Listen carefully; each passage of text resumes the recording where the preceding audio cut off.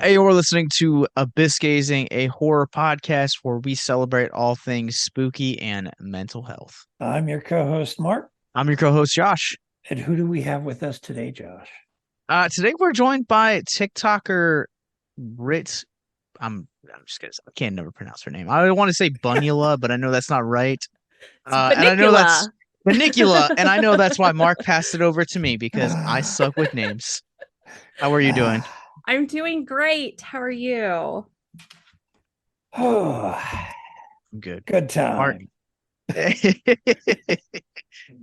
time. All right. Well, you're a horror TikToker Yes. and you create funny little sketches. So, I think the one of the most interesting things about any TikToker is the basic question of like, how did you get started? Like, what was the inspiration to kind of create your brand of TikToks? Well, basically I started during the pandemic, so it was just a lot of time at home trying to entertain myself. So yeah, so that's how it kind of got started. Just it wasn't an app that I wasn't sure I was going to join because I'm not like a dancer, and I thought that's what that was specifically for. Um, so I was just kind of playing around, and I started noticing that you can do lip syncs on there. Um, and me having like a theater background, I was like, oh, that would be fun. I'm just going to play around and do that. So I started that way, and then I decided to go into a niche that I haven't really been very open with before, which is horror, because just judging by how I look, like you wouldn't assume that I would be really into those kind of movies. Um, but I felt like TikTok was a safe place and everybody seemed very welcoming there. So I was like, I'm going to give it a shot and see how it goes. Because a lot of the times, it's just I would have anxiety over just being perceived in a weird way that a lot of people would think she doesn't know what she's doing, or she's just doing that for attention. um she's not knowledgeable in these movies and stuff like that, so I just would be concerned on those kind of critiques. But I was like, screw it, I'm just gonna put it out there and uh see how it goes. And what worked for me was just doing a lot of lip syncs that I could kind of parody with horror movies. So that's how it got started.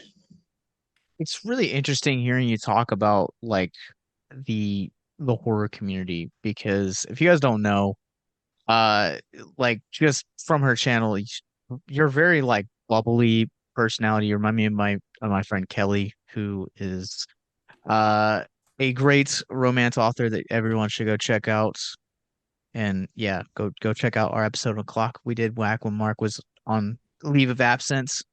Uh but you know, I'm still feel like and I still say this all the time. Mark is the more advanced of the two of us. He kind of grew up with horror.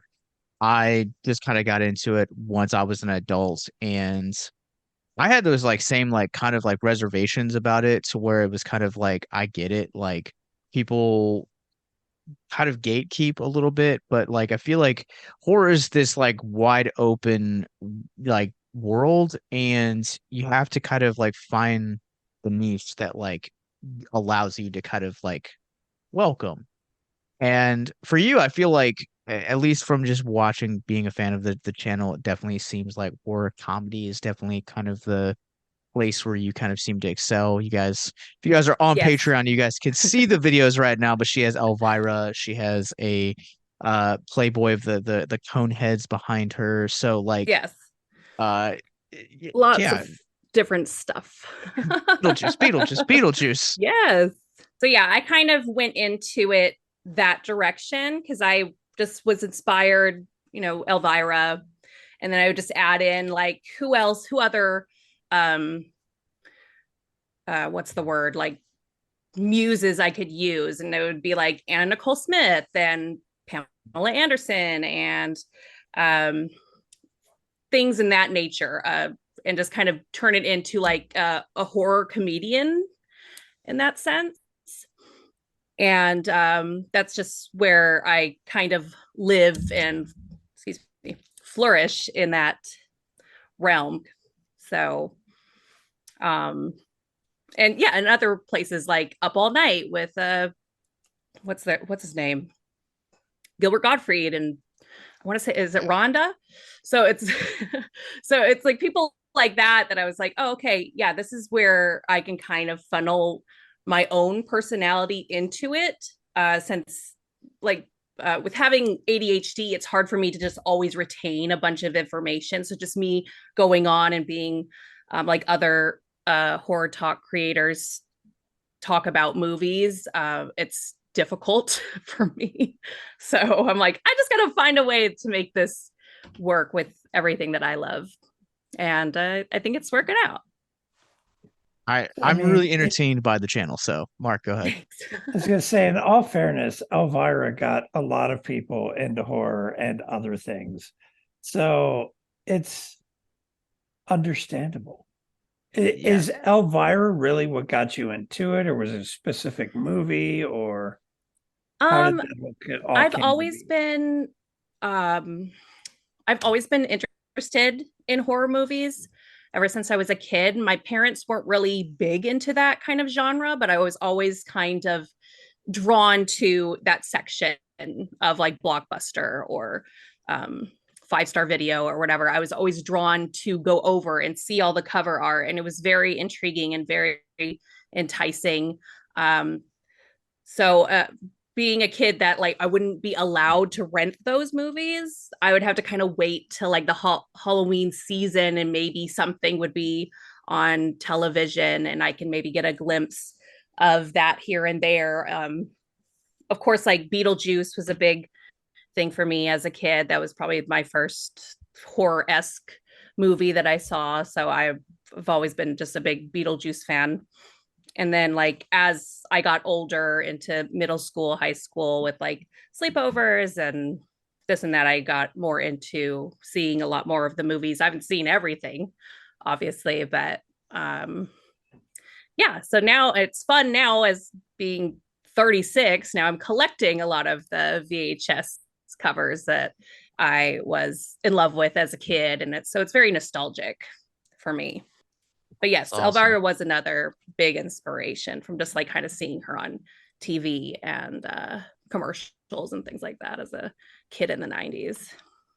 Yeah, I'm glad that you brought up like Pamela Anderson and like Anna Nicole Smith too. Yeah, I definitely like see like a lot of those vibes. Like it's really interesting. Like I feel like the idea of like a blonde bombshell is kind of lost on our modern generation. And so like you have this like a niche group of individuals and content creators that are kind of keeping that era alive. And Netflix is certainly pushing for that nostalgia with the 2 documentaries they've done on both of them this year, and they've both been great documentaries.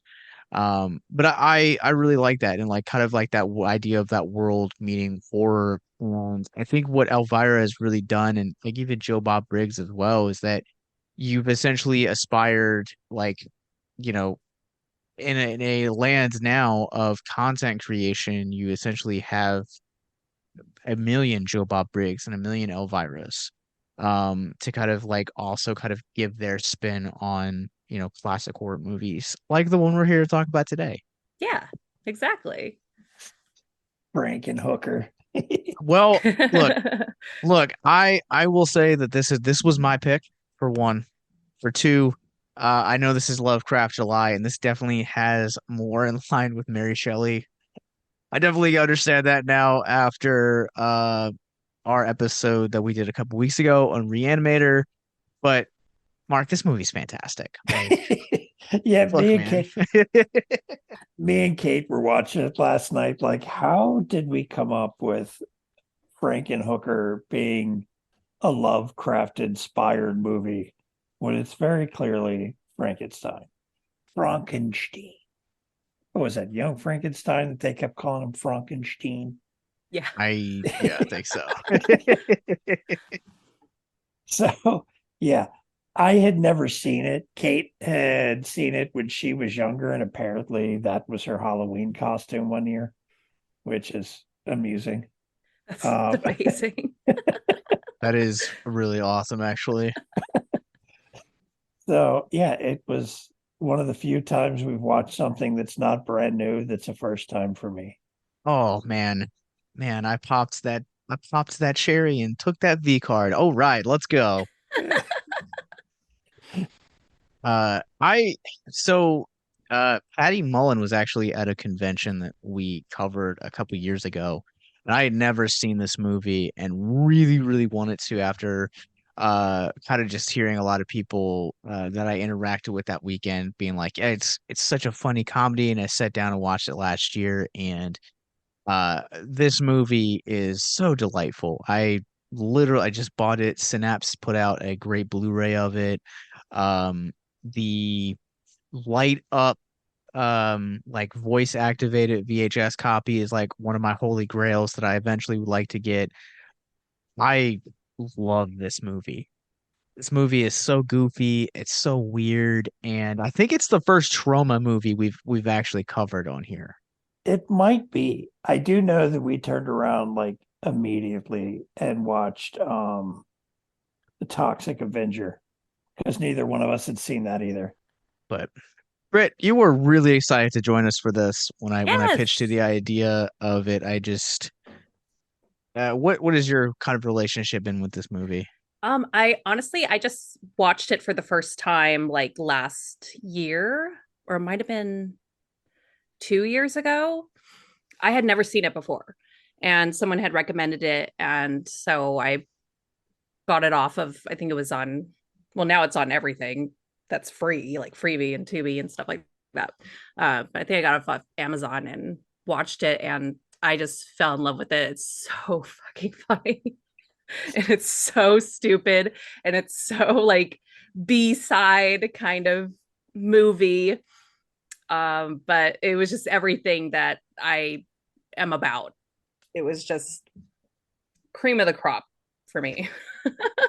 It's that it fell in that very odd category of horror that's very extremely hit or miss for me. Like Terror Vision was this style movie and the way it's shot and everything's done, and I'm not a fan. And that style is kind of hit or miss. So I wasn't sure once it got started, it's like, oh no, it's like it's that style movie. So I wasn't sure, but it turned out to be so ridiculous that I mean you It's couldn't so help but at least campy. I laugh. just love how campy it is. And it's so, the effects are so bad, but it's so good at the same time. It's just, can't get The enough of it. Yeah, the exactly. the very note the first time I watched this and like I was like, okay, this is like clearly this is a Frankenstein homage or like a parody depending on how you look at it. And the scene where Jeffrey meets with Zora for the first time and he buys the crack off him and he's like, oh, and he's like watching the TV at the same time. He's like talking about how like he's news report about like how like people are dying from crack cocaine and it's like becoming this epidemic and he's like it is, we should be stopped, and then like next thing you know, like he's like invented super crack and it like blows up, and I just at like that point it was kind of like, oh, okay, you this is such a ridiculous concept. And then the hookers find the super crack and it's like all downhill from there. One of the best parts of this movie is we love practical effects here, and I I agree with you. I think that they look just astronomically terrible, but it's such a fun Yes. scene the way that like and the way that they like continuously like uh come keep calling back to it like after Elizabeth is like risen and like every male suitor that she's with like happens to also blow up in the same fashion. Yes. Yeah, it was, yeah, it was special.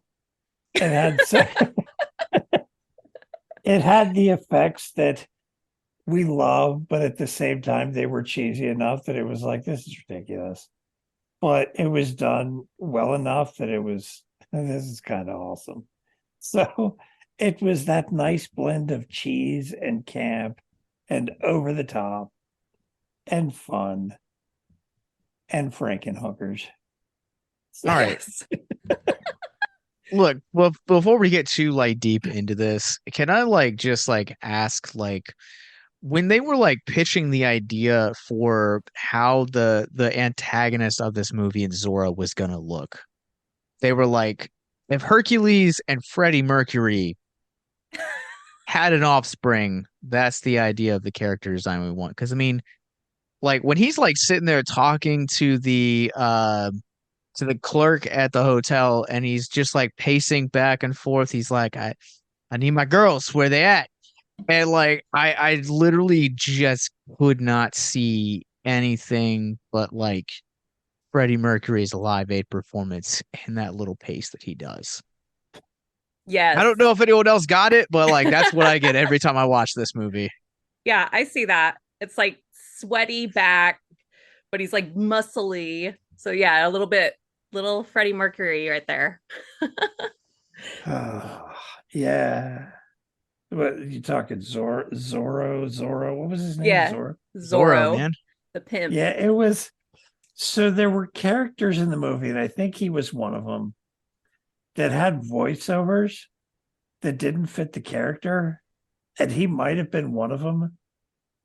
And it was just it made his character even more ridiculous because he had like this like wimpy voice compared to being this giant. Did he really?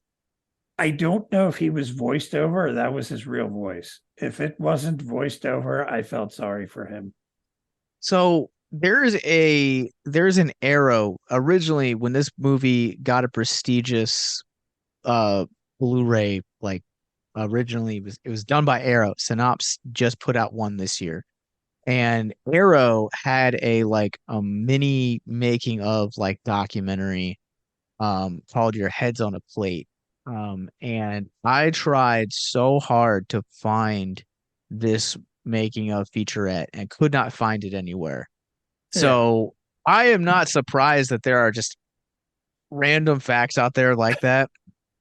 Here is one for you. When writer-director Frank Hallenlotter he improvised the basic story at the pitch meeting, and after getting the green light from Troma to make the movie, that's when he went and wrote the script. If you or someone you know is listening to this podcast right now and you're struggling with suicide, addiction, self-harm, or depression, we encourage you guys to please reach out. This is the heartbeat of why we do what we do.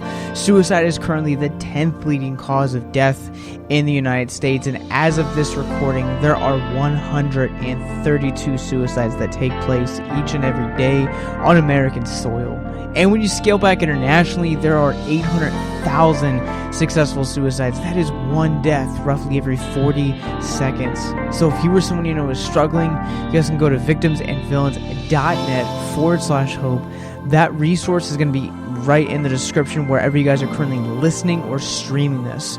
There you'll find resources that include the National Suicide Lifeline, which is 1-800-273-8255. You can also text HELP to 741-741. We also have a plethora of other resources, including churches, getting connected with counselors, LGBT resources like the Trevor Project, and also veteran hotline as well. Please, if you hear nothing else in the show, understand that you listening to this right now, have value and worth. We get it. Suicide, depression, mental health, these are hard topics, and the stigma around them doesn't make it any easier. But please consider the resources right in the descriptions below, wherever you guys are listening, because once again, you have value and you have worth. So please stay with us.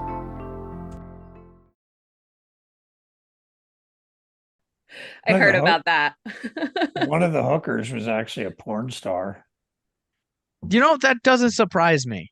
Actually, all of the hookers were strippers from a topless bar because no one on Union wanted to show that much nudity. So he just went over and got a bunch of strippers to play that part, and then SAG gave them all Union. Well, they have so many actors and actresses end up starting in horror and cheesy horror, and they're running the opening credits, and it listed one name. I was like, oh, I can't believe she was in this. And my wife looked at me and was like, who? And I was like, I think the name was like Helen Hunt or something like that. Helen Hunter. And I pulled it up and I was like, that's not who I thought it was. And it was like, she's a stripper and a rapper and all this other stuff. And it was like, that's definitely. And I was like, oh, this is the actress I was thinking of. Never mind. It just felt dumb. It's like, yeah, great times. I could not see Helen Hunt being in a movie like this. This seems a little bit too high, too low brow for her. I think it was Heather Hunter, I think was the name. Something like that. But I pulled it up and it's like porn star and rapper. And it's like, what? Yeah, you didn't know. That's not the actress I was thinking of at all. Yeah, I think Patty Mullen was like Penthouse pet of 86 before she did this movie. So I believe she was Penthouse, if I remember correctly. But like ever since this movie came out, like this has been like her like claim to fame. Like Yes. when you Google Patty Mullen now, like the majority of the images that come up are her from either this movie or like her dressed up as in the character in the makeup from like conventions, panels, uh like guests on like podcasts. Like I mean, she genuinely loves this movie, and like from the very like limited like trivia I could find about this movie, apparently making this movie was like literal hell, and he went through some of the worst of it actually. Yeah. Okay. So Then. she deserves better. Um, but yeah, It's I think go ahead, Mark. can we talk? What was it? What was the guy's name? Franken. Jeffrey Franken, Yeah. which What? I What? I didn't catch that the first time I saw that. No, Well, me neither. I mean, if you want to get into that, the Bride of Frankenstein's name was also Elizabeth. Um, Really? Amazing. I do That's know a thing amazing. or two. But where did the idea of him getting ideas and working out plans by drilling into his head come from? I don't know. I don't really know either. Like to me, I've like seen it a few times and I don't know. there's a portion of this movie that like it's an obvious like Frankenstein like uh parody, but there's also like elements of it that like remind me of Pet Cemetery, where like, you know, if you bury it in the ground, it doesn't come back the way that you wanted it. So like basically buries her and she comes back. Got any money? Looking for some action? Want a date? Ah, and the Jersey accent. It's amazing. God help us all. The Jersey accent. That's what makes this one. I feel like without it, like it wouldn't be as memorable though. Like No.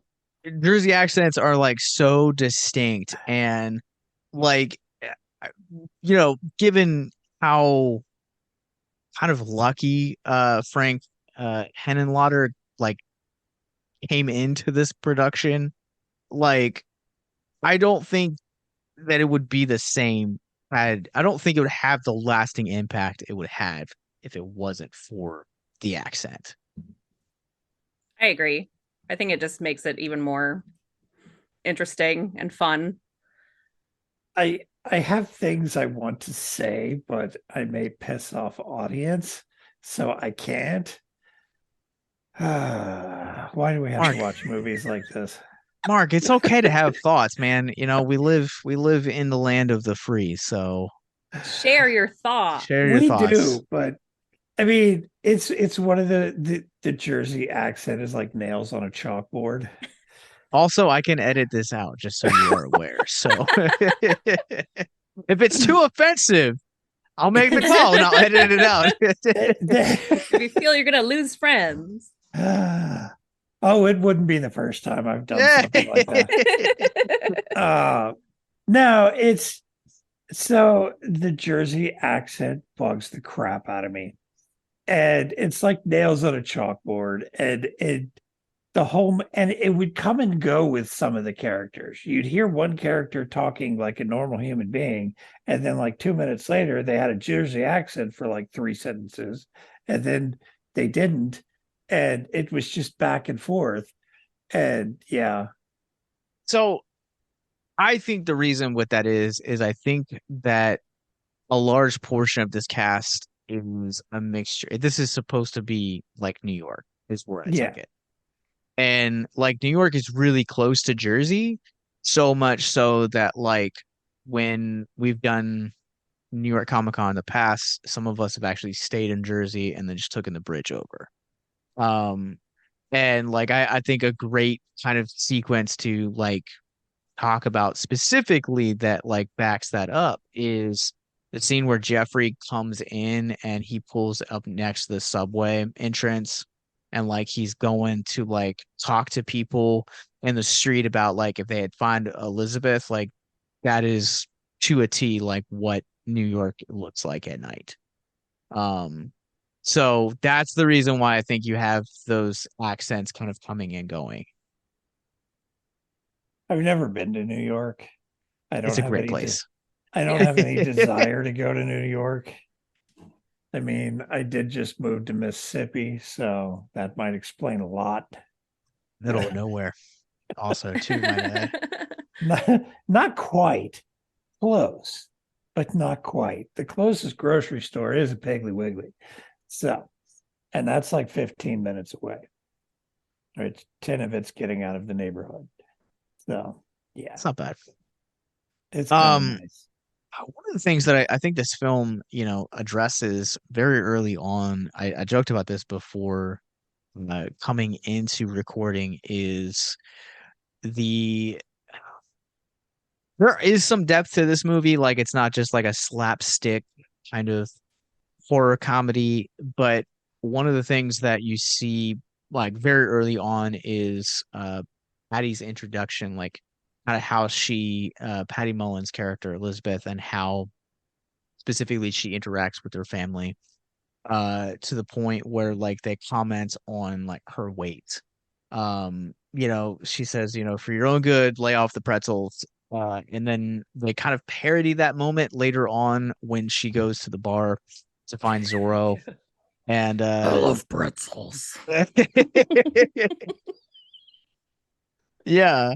But I think this movie, like, I think it has a little bit more merit than just your average horror comedy from that because I think that it fat shaming or even body shaming period is something that kind of can get overlooked. It's not something that we've talked about a whole lot in the content that we do creating mental health and pop culture specifically. But even to the way that like society and how they look specifically at women. And if you've seen this movie, then you know that Patty Mullen is a very kind of petite, more size. And so I'm just kind of curious on specifically of how what your guys' thoughts are on like how this movie uses body shaming, as a whole, because also like the whole drive of Jeffries to kind of quote create the perfect woman. So like as he's like assembling her together, like he's going through the legs and like saying, "Oh no, this isn't the correct one," or like he's going through the breasts and saying, "Oh, there's something's wrong with this, something's wrong with that." This one's just right, like what makes a body type quote unquote perfect. Well, something to consider with that is he talks about, oh, we're going to get married. She mentions it too. We're going to get married and we love each other and all this other stuff. But then he goes on to about after she dies, I'm going to create the perfect woman, and starts replacing the things that essentially would have been shamed into what the picture perfect ideal would have been. Yeah, So you did hear a he? lot in that opening where Yeah. he's kind of going over the map and then it just starts kind of ripping into imperfections that she might have that he isn't into, like a mole or um the problem area, which I'm assuming were her thighs. I mean, she's not fat in the in the beginning. I mean, yeah, she's had a body, but she's not fat. Like I don't consider that being overweight.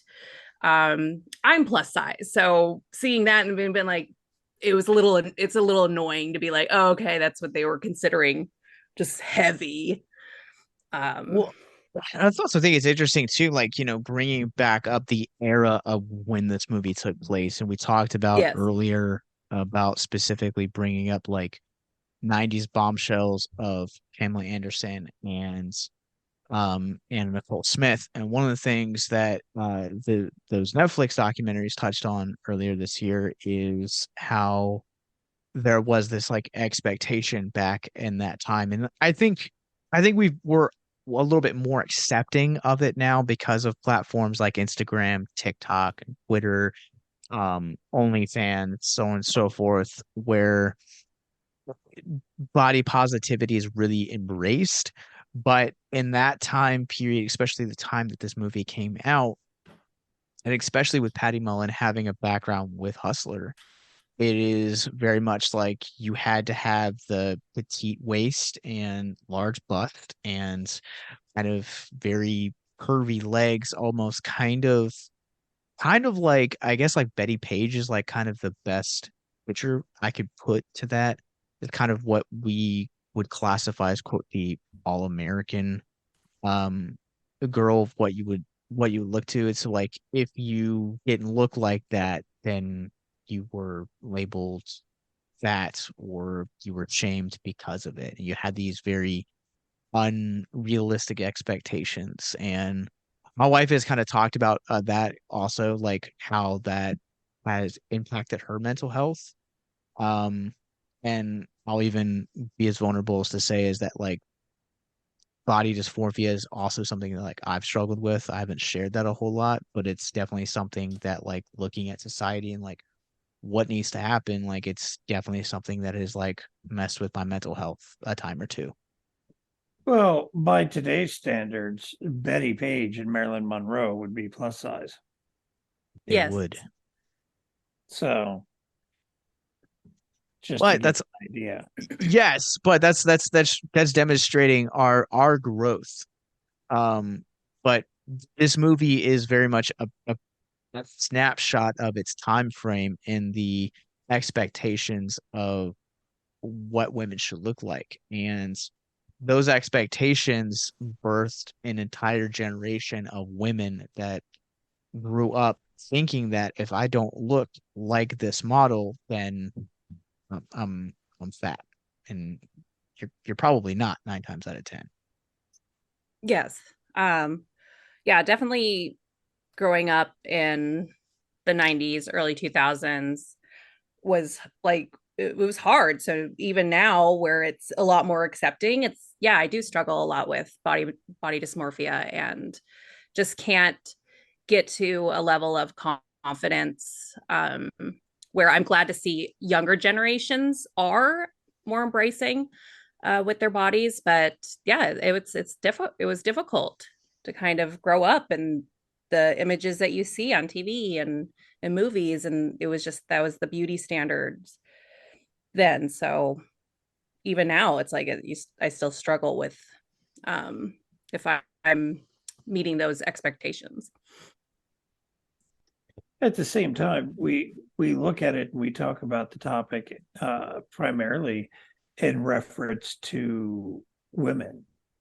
But how often do we see guys portrayed as giant muscle bound beasts, and how many guys are actually like that. And you hear people talk now that that's the preferred thing, and you see the interviews with these people talking about they're looking for guys that are this size and built and this and that.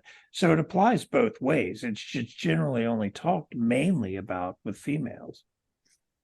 Does, and that's why I I brought agree. up like my own struggle with it and like how it's like impacted me. And I think to even like a lesser extent, you see it here with Jeffrey to where they are when they cast this movie, they're really leaning into that same mad scientist uh body type that we saw explored with Herbert West's character in uh Reanimator, to where he's kind of tall, he's lanky, he's just kind of like socially awkward, and then the villain of the movie has to be this really big buff guy. And you see that with Zorro. And I think for me, like I grew up in an era where I read comic books growing up all the time. And so like that probably didn't help my idea of like what a man should be, because like when you're at the grocery store with like, just looking checking out, like I mean you see it like all the time, like uh it, Henry Cavill's recently on the cover of Rolling Stone, and like I mean dude's just absolutely jacked. And that is kind of like the expectation that a lot, like Mark was saying, that like was expected for guys.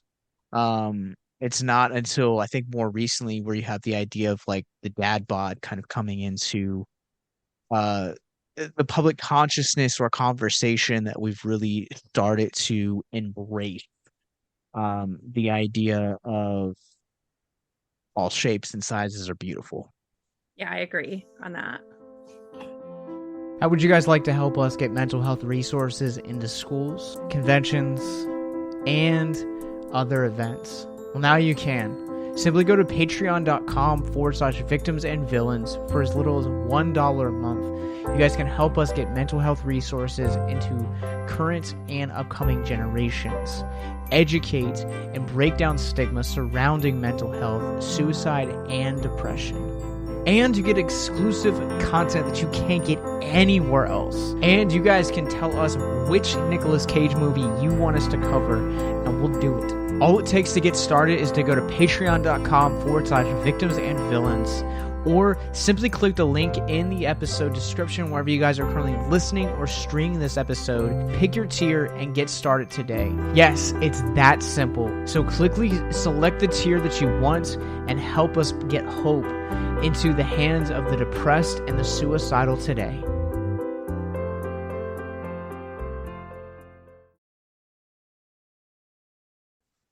Yeah, I was always growing up, I was always pushing 6 foot, like a buck 20 soaking wet.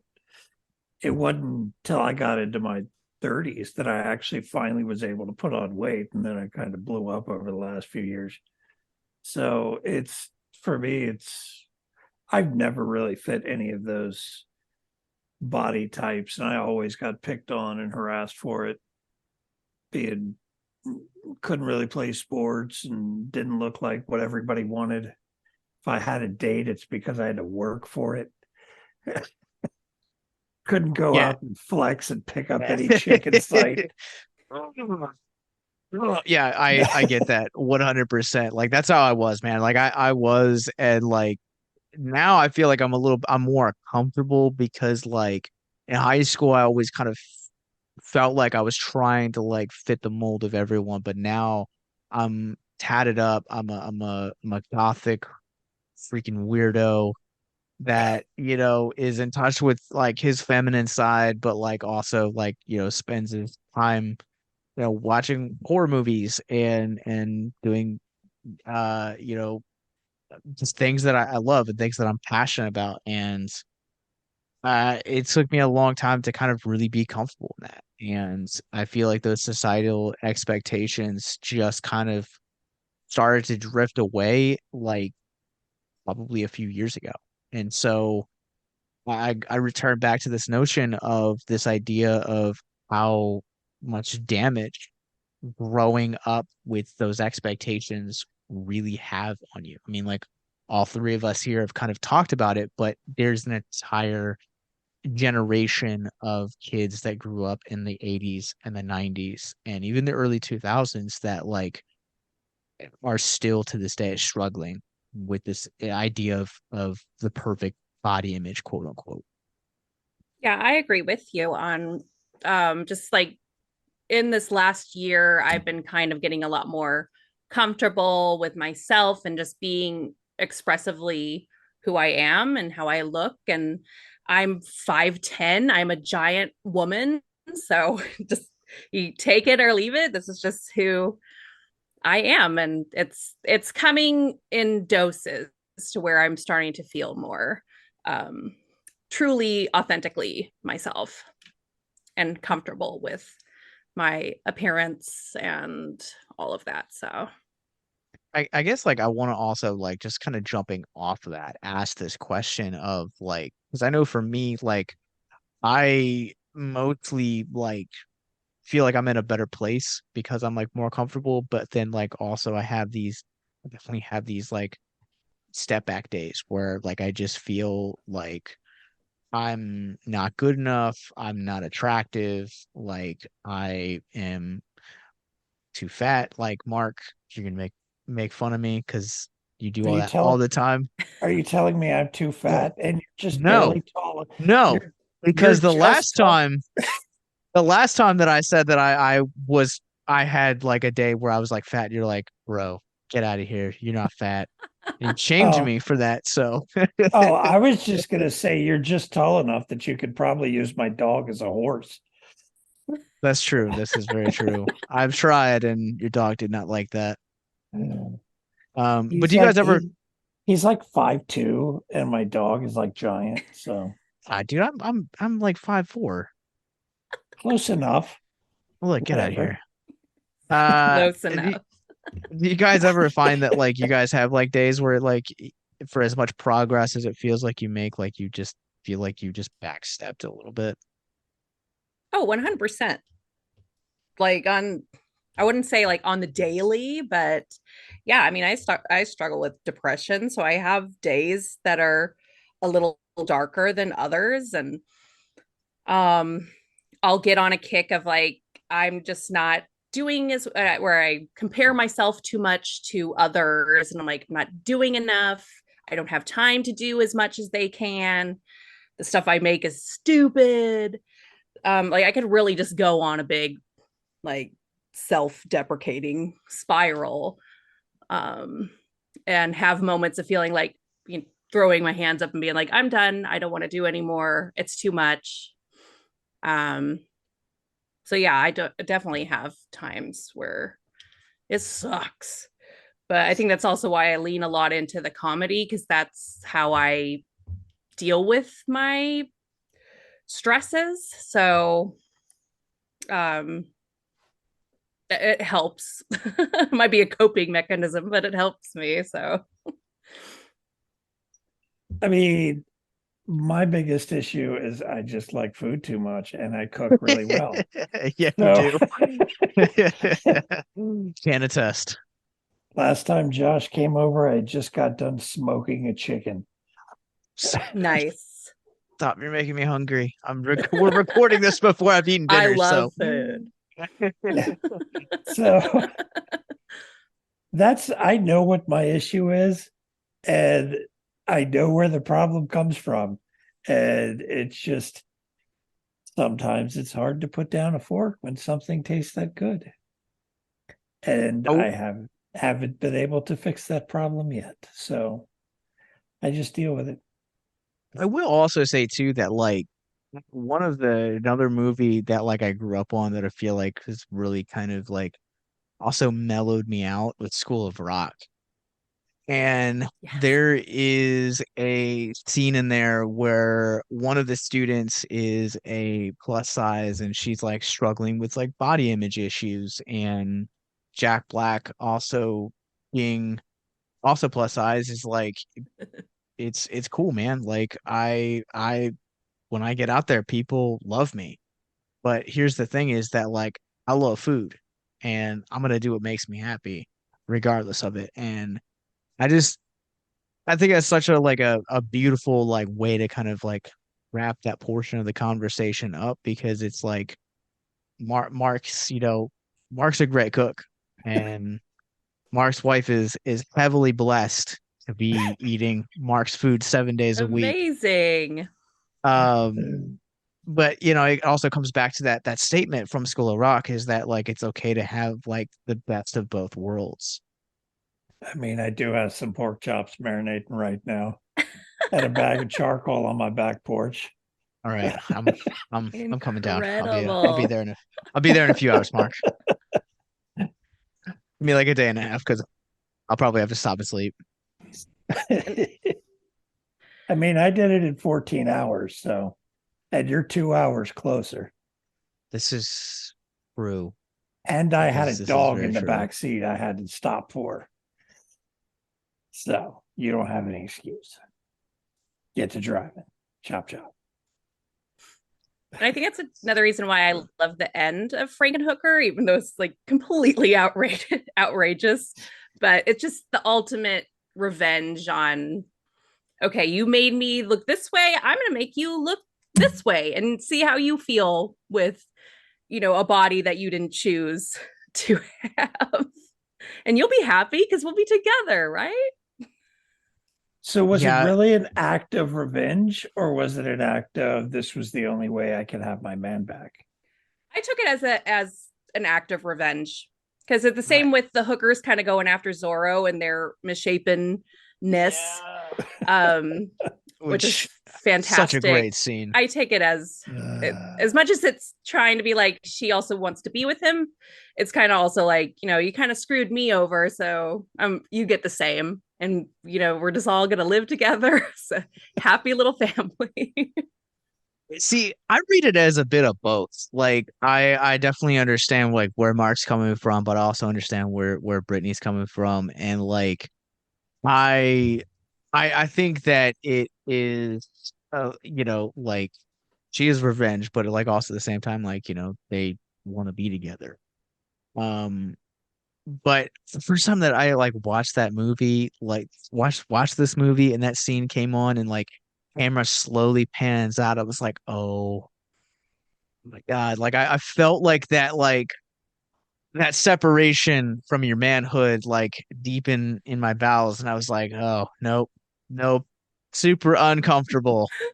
But Patty Mullen got her revenge, and that's all that matters. And it's kind of referencing back to like Bride of Frankenstein, where she wasn't really wanting to be with him and it was terrifying. So you kind of see that with Jeffrey, where he's just freaking out and she's like, but I love you and we're gonna be together. It's like it's too much.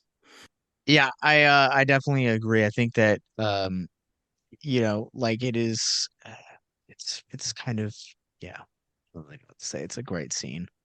I also love the scene that like precedes it with the hooker bits and Yes. getting their revenge on Zorro. Like just like that scene is like just so like campy and like creepy enough that like it's the vibrancy I think really works in its favor.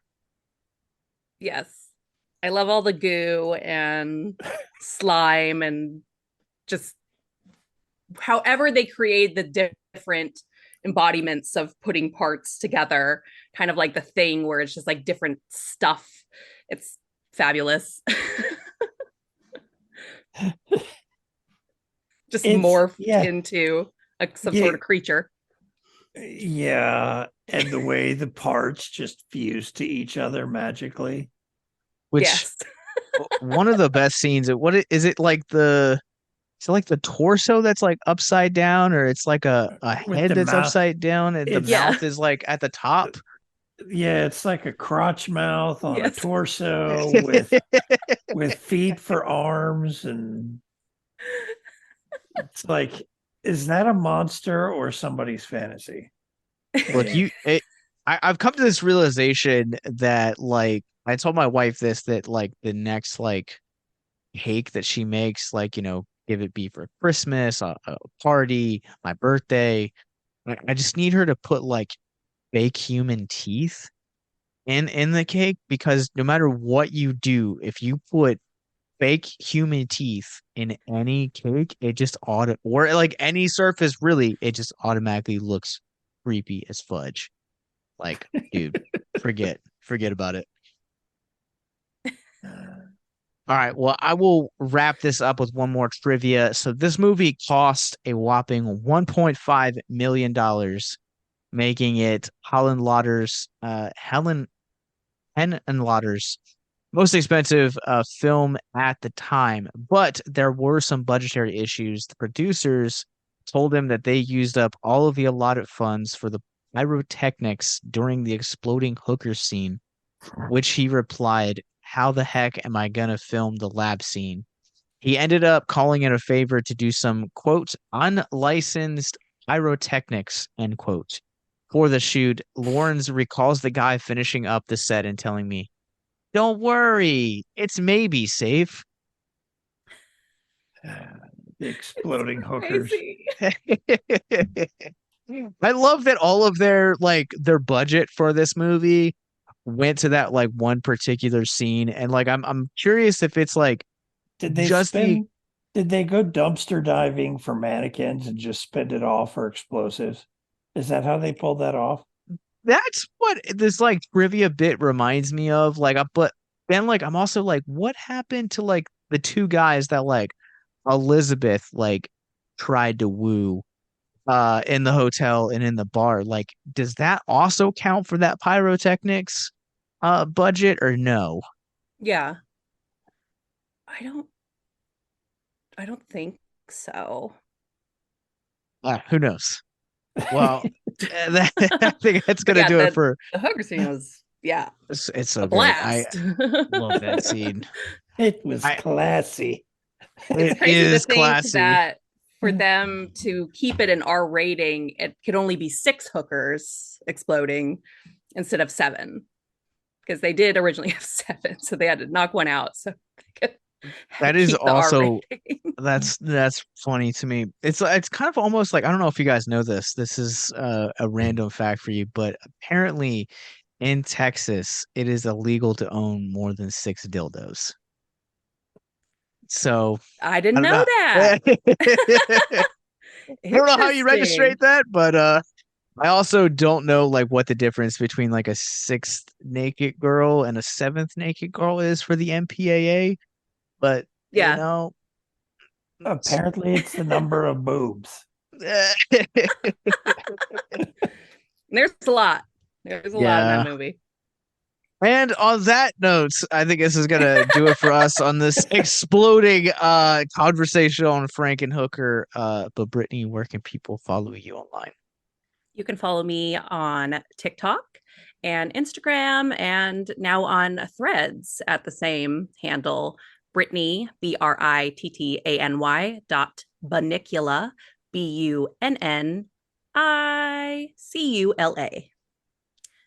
And that's where you can find me.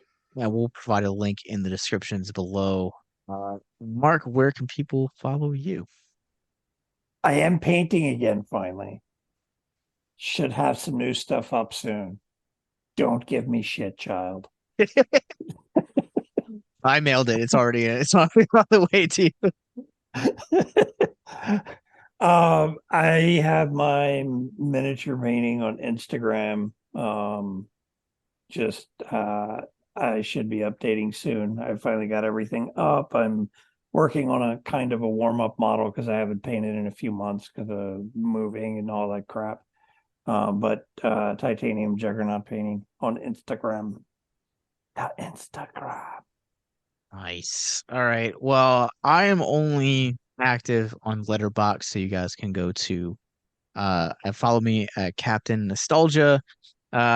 I sometimes dabble in TikTok. I'm not like Brittany, not it's not my main source. So go listen to past episodes to find my handle, but you guys can follow us a Biscazing wherever you guys get your podcasts from. And you guys can follow our parent company. We're on Victims and Villains. We're on Facebook, Instagram, Twitter, Threads, YouTube, and wherever you guys get your podcasts from. So until next time, remember that the longer you gaze into the abyss, the more the abyss gazes back into you.